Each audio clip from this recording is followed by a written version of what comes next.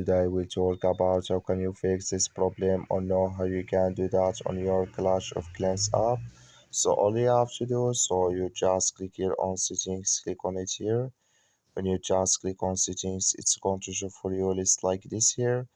Then you go down, just keep going down, click here on apps, come to apps list here, and then you're looking for Clash of Clans app, or just click on search, then here add Clash of Clans app. It's going to show for you like this, click on it. So then it's going to take you to this list here. Then all you have to do, just click here on click for stop, then you click on OK.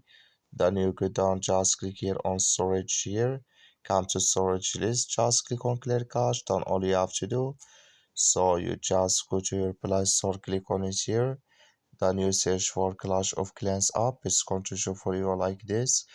You will find here update, click on it, then it's going to work with you. That's all you have to do. Thank you for watching. Don't forget to support us by liking and subscribe.